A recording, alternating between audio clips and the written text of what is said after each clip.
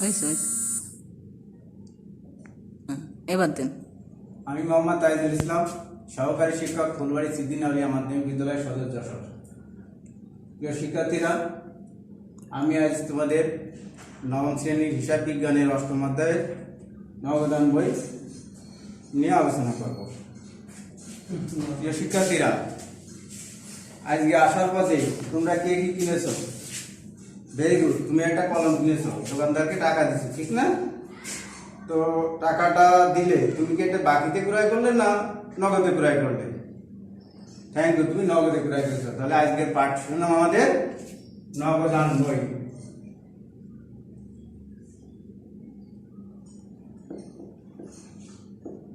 নবদান বই। শিক্ষার্থীরা, তোমরা দেখে তো বুঝতে পারছো যে এটা একটা নবদান বই, অর্থাৎ নগদ টাকার লেনদেন যে বইতে লিপিবদ্ধ করা হয় সেটাই হচ্ছে নবদান বই। ব্যবসায়ের আকার আয়তন অনুযায়ী নবদান বইকে আমরা 4 ভাগে ভাগ করতে পারি। কয় ভাগে? 4 ভাগে। নবদান বইকে আমরা 4 ভাগে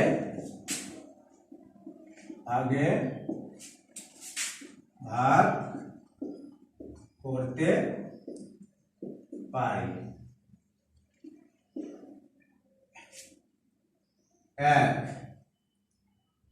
1 ঘরা নবদান বই,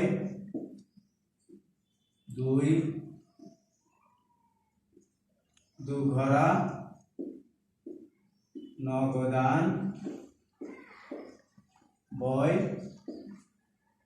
3 ঘরা নবদান বই, 4 খুচরা নবদান বই। তাহলে ব্যবসার আকার আয়তন অনুযায়ী আমরা নবদান বইকে কয় ভাগে ভাগ করতে পারি? 4 ভাগে ভাগ করতে পারি। 1 হচ্ছে 1 ঘরা নবদান বই, 2 ঘরা নবদান বই, 3 ঘরা নবদান বই আর খুচরা নবদান বই। প্রিয় শিক্ষার্থীরা, আমি আজকে তোমাদের 1 ঘরা নবদান বই সম্পর্কে ধারণা দিব।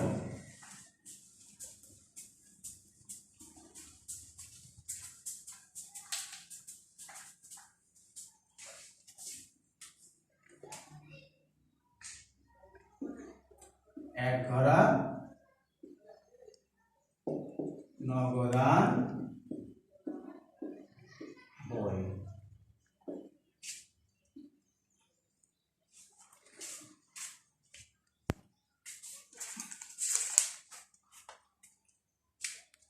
অপেক্ষাকৃত ছোট আয়তন বিশিষ্ট ব্যবসা প্রতিষ্ঠানে 1 ঘরা নবদান বই পরিলক্ষিত হয়।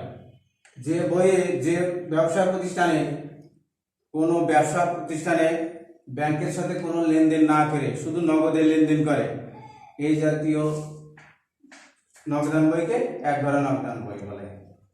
তাহলে 1 ঘরা নবদান বই কাকে বলে? যে নবদান বইয়ের যে ব্যবসা প্রতিষ্ঠান কোনো ব্যাংকের সাথে চেকের মাধ্যমে বা নগদে ক্রয় বিক্রয় বা লেনদেন না করে না, শুধু নগদের লেনদেন করে, সেই ব্যবসা প্রতিষ্ঠানকে 1 ঘরা নবদান বই বলে।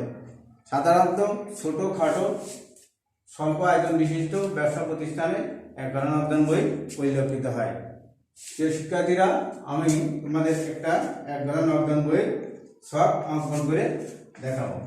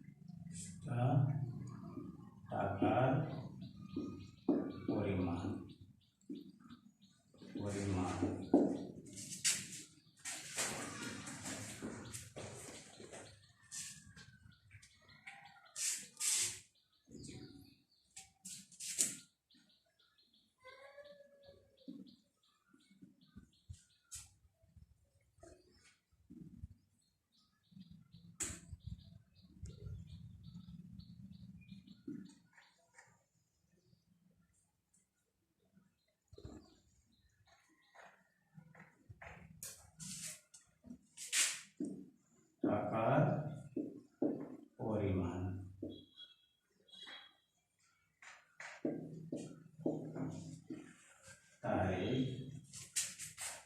প্রদান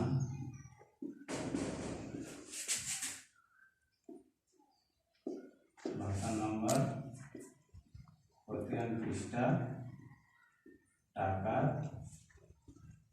পরিমাণ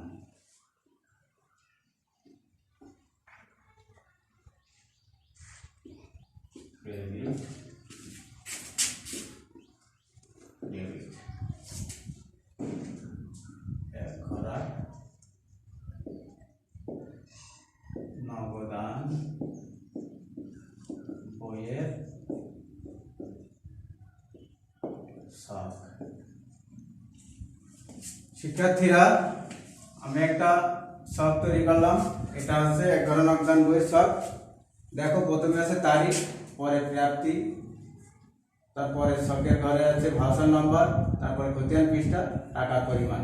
এভাবে 5টা দাগ আছে ডেবিট পাশে। ক্রেডিট পাশেও কিন্তু 5টা দাগ আছে, তারিখ, প্রদান, ভাষার নম্বর, নগদ পৃষ্ঠা, টাকার পরিমাণ। শিক্ষার্থীরা, আমরা দেখি যে নগদ, এটা হচ্ছে নগদান বই। আমরা সমস্ত প্রকার নগদ লেনদেন নগদান বই দিয়ে বিগত করি। সমস্ত প্রকার প্রাপ্তি, অর্থাৎ যে নগদ অর্থটা পাবো সেটা আমরা প্রাপ্তিতে লিখবো, এবং যেটা নগদে প্রদান করব সেটা হচ্ছে ক্রেডিট পাশে প্রদানে করে লিখবো।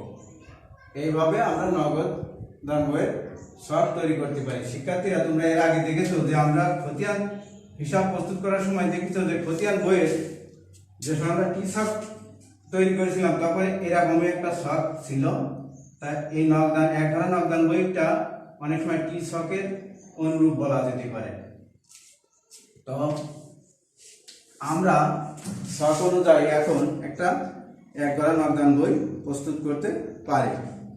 দেখো, তোমাদের পাঠ্য বইয়ের 107 পেজের কাজ আছে, একটা কাজ। এই কাজটা আমরা এখানে করতে পারি এই শখে। তো প্রতিষ্ঠানের নাম হচ্ছে আবু তালেব। আবু তালেব টিপ লাগলে কোনে স্যার? এন্টারপ্রাইজ যে এক ঘরা নগদান বই। দেখো, প্রথমে তারিখ, তাহলে আমাদের তারিখটা লিখে ফেলাই। 2017 জুন 1। প্রথম যে টাকাটা নিয়ে ব্যবসা শুরু করা হয় সেটা প্রতিষ্ঠানের মূলধন। তাহলে মূলধন যেটা আমরা ওপেনিং ক্যাশ সেটা ধরবো, সেইটাই হচ্ছে মূলধন। তাহলে মূলধনটা আমরা প্রাপ্তি হিসাবে প্রথমে মূলধন হিসাবে লিখবো। মূলধন দেখো 20,000 টাকা আছে বইতে। তাহলে আমরা এটা পাশে, তাহলে এটা জাবেদা যদি করা হয় তাহলে মূলধন নগদান হিসাব ডেবিট, মূলধন হিসাব ক্রেডিট। তাহলে আমরা ডেবিটই পাচ্ছি নগদান হিসাব। তো কত? 20,000 টাকা। 20,000 টাকা।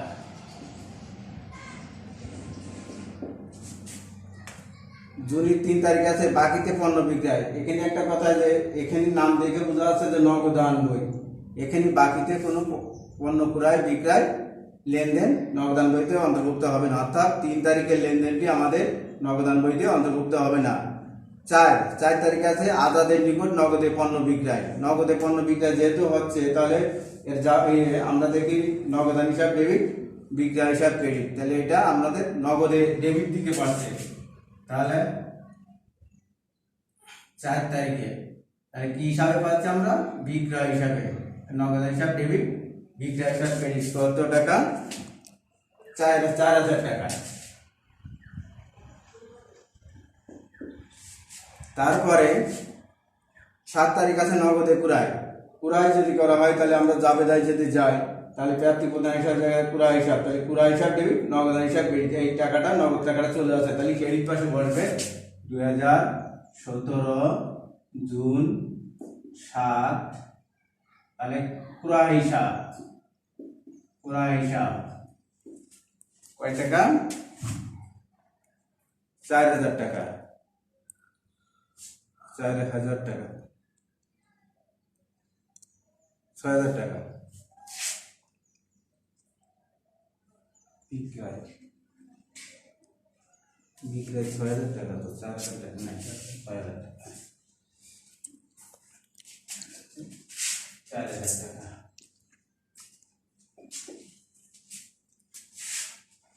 তারপরে ৯ তারিখে ৫২,০০০কে পরিশোধ, ৫২,০০০কে যদি পরিশোধ করা হয় তাহলে ৫২,০০০ কমে গেলে ডেবিট হয়, অর্থাৎ নগদান হিসাব ক্রেডিট হয়। তাহলে ৫২,০০০কে প্রদান করা হলো, তাহলে ৫২,০০০ হিসাব ডেবিট, নগদান হিসাব ক্রেডিট। কয় তারিখ? ৯ তারিখ। ৫২,০০০ হিসাব, ৫২,০০০ হিসাব কয় টাকা দিল? ৫২,০০০কে ৩,০০০ টাকা।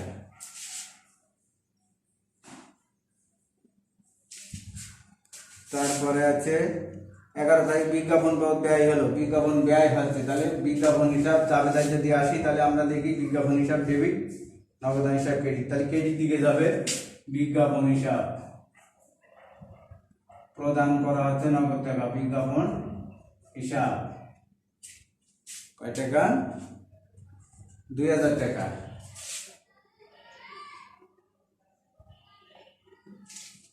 তারপরে আছে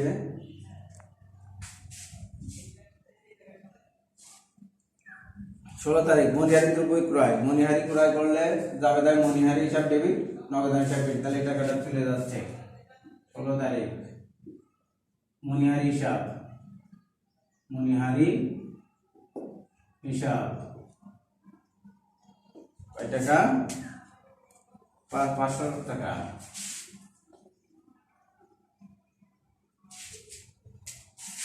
ছাব্বিশ তারিখ আছে কমিশন প্রাপ্তি, তাহলে কমিশন যদি পায় তাহলে নগদে পায়, কমিশন হিসাব, নগদান হিসাবে কমিশন হিসাব ক্রেডিট। তাহলে এটা হচ্ছে ২৬ তারিখ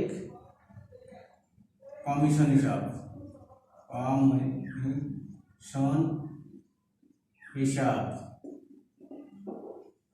কয় টাকা? ১,০০০ টাকা, ১,০০০ টাকা।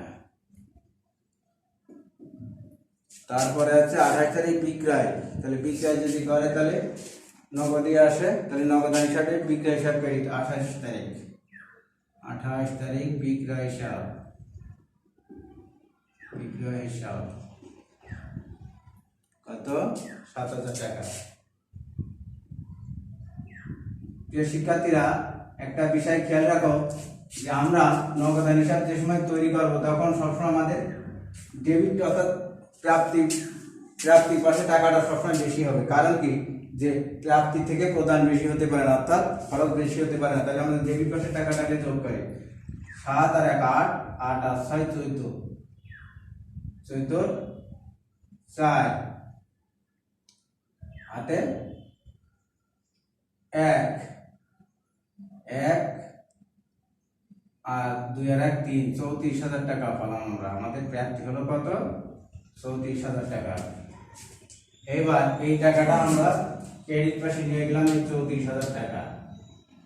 ৩৪,০০০ টাকা থেকে প্রদান যে টাকাটা আমাদের প্রদান করে সেই টাকাটা মাইনাস করতে হবে। তাহলে ৪ আর ৩ ৭ আর ২ ৯, ৯,০০০, ৩৪,৫০০ থেকে ৯,৫০০ টাকা বাদ দিলে থাকবে ১৯,৫০০ টাকা। তাহলে এইটা আমাদের ক্রেডিট উদ্বৃত্ত। তাহলে এটা জুন মাস ৩০-এ যায়, তাহলে ৩০-এ জুন ব্যালেন্স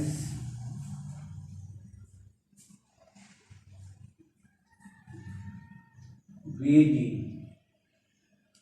এবার ওই টাকাটা আমাদের পরবর্তী মাসে যে সময় আসবে তখন ওইটা আবার ওপেনিং অর্থাৎ মূলধন হিসাবে গণ্য হবে। তাহলে এটা জুনের পরে কি মাস? জুলাই। জুলাই ১ ব্যালেন্স, সরি এইটা হবে সিডি, বিডি না, এটা হবে সিডি,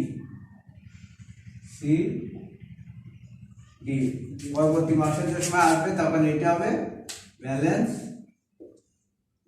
বিডি, ২০,৫০০ টাকা। এই ছিল আমাদের এক ঘর নগদান বই। তবে একটা জিনিস খেয়াল রাখো যে আমরা নগদান বই ওই প্রথমে আমাদের একটা জিনিস ছিল যে নকদান বইয়ের গুরুত্ব বা বৈশিষ্ট্যটা কি, এটা আমাদের আলোচনা করার দরকার ছিল ওই সময়।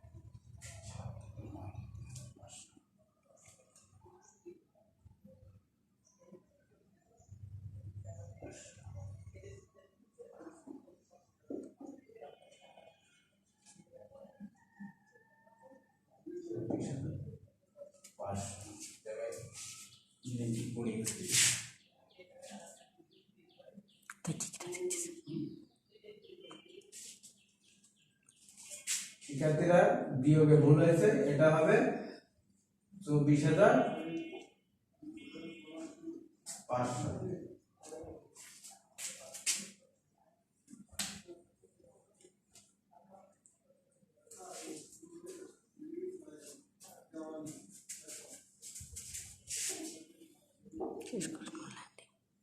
তো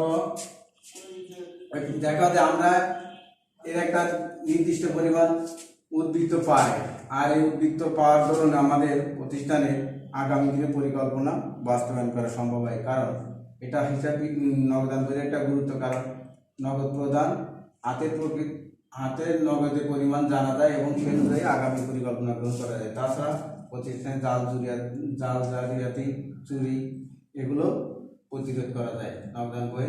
তো শিক্ষার্থীরা তোমাদের বাড়ির কাজ নাও, পাঠ্য বইয়ে সৃজনশীলের 1 নম্বর দেখো, 1 নম্বরের গ নম্বর প্রশ্নটা তোমরা বাসায় করে নিয়ে আসবে। দেখা যায় সৃজনশীলের 1 নম্বর সৃজনশীলের গ নম্বর প্রশ্নটা তোমাদের বাসার কাজ থাকলো। তো সবাইকে ধন্যবাদ। আগামী ক্লাস আবার তোমাদের সাথে দেখা হবে। খোদা হাফেজ। সবাই ভালো থাকো, সবসময় বাসায় থাকবে এবং বাসার বাইরে গেলে মাস্ক ব্যবহার করবে। বন্ধ দাও স্যার।